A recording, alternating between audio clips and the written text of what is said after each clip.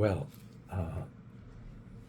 I decided to make a virtual appearance, virtually real. I'm to answer these questions that are coming up. My classmates, George Halmos, the fellow Hungarian, one of the fellow Hungarians, and answering to questions from CJ about how we feel about Putin and I think just generally how we feel about what's going on in relation to the Ukrainian war and to Orban and all of these things. We've talked about it in the past, and of course, I'm very attuned to it because I still have cousins that are there that are very involved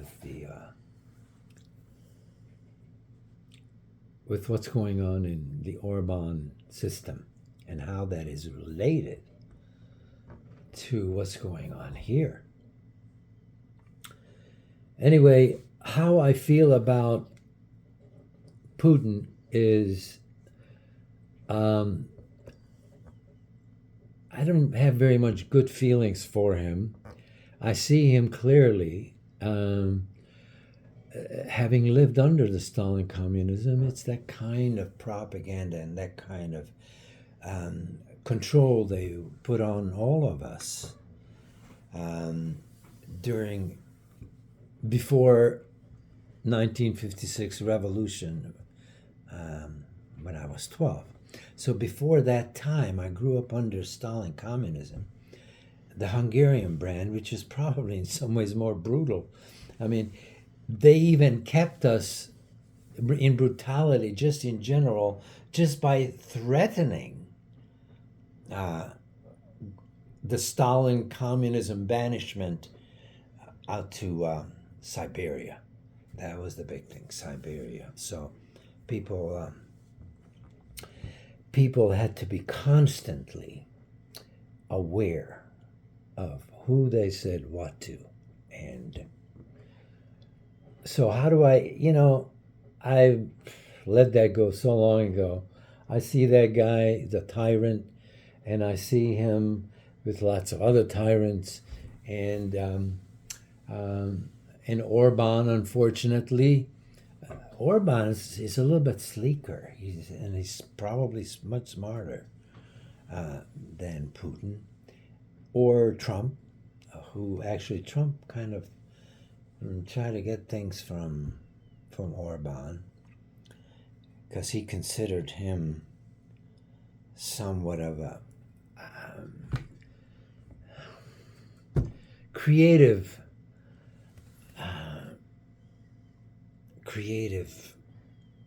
allotment or of his brand of communism, or I don't even know what they call it anymore. I mean, I grew up under all these isms, and that includes the isms of what it all developed into. In fact, what is at the forefront of today's conversation,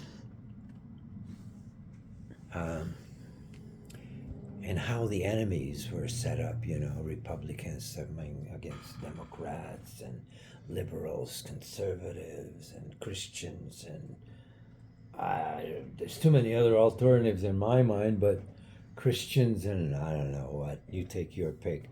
But the Christian was basically against everybody. They went on a crusade to eliminate even those that weren't anything.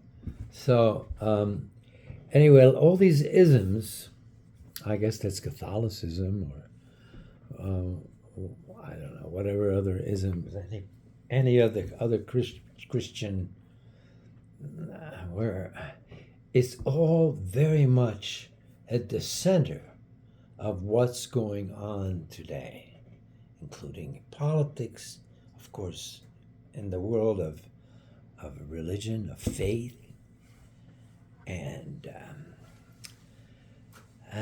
it is an enormous conversation. But for us guys we are finishing our 80th decade, I mean, 8th decade, our getting into our 80s, which is the beginning of our 9th decade of walking around down here on the ground. That's a song, lyrics of which I'd like to share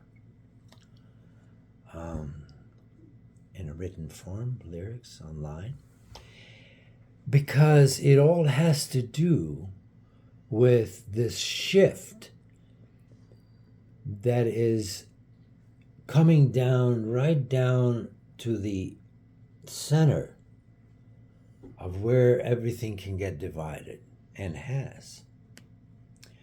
And where each of us individually, and climbing up on our journey, on our ladder or slide or whatever it is, whatever takes you up towards the highest, what you think is worth shooting for, if you're into shooting. But whatever it is that you're, the goal about life, about what you've achieved and where you've gotten to, who you become, who you are, is it's all getting shattered because it's all a question of identity. Who do you identify with? What do you identify with? What is your, who is the you that's you? And, you know, the importance of asking that question of yourself. Who is the I in I am? Because it's actually two things. It's me. Am is, of course, backwards, it's me. Me, I am whoever whoever think I am. Who do you think you are? So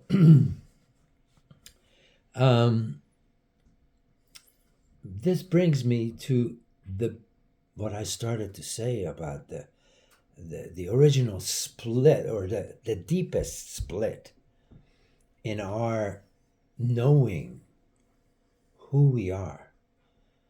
And what does that mean? What's my purpose here? And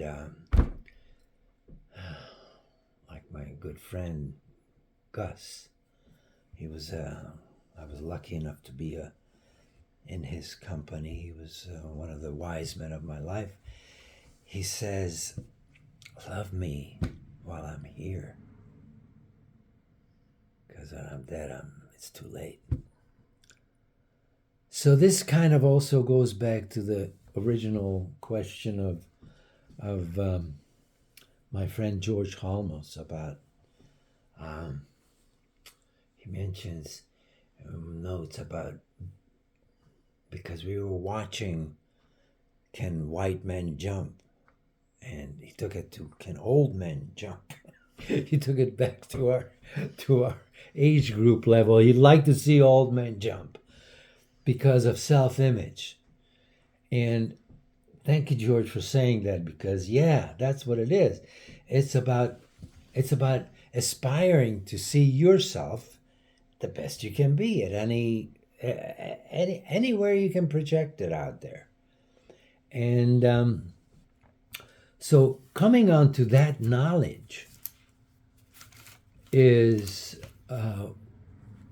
my awakening to my own awareness of myself, and to wake to my own consciousness was a very turning point for me. And this can come in many different ways, in many different levels. So that means, that makes me bring to this thing that's evolving, is the question of wokeness. And of course, it's as different as making America great means to anybody, because whatever making America great means to you may not be whatever making America means to anybody else, even your mom and dad and children and grandchildren or whatever. It is so ambiguous. So I'm very curious to ask the question and have all of us participated. What is, at least write the definition down. What is woke mean to you? Happy awakening. Yeah, adieu.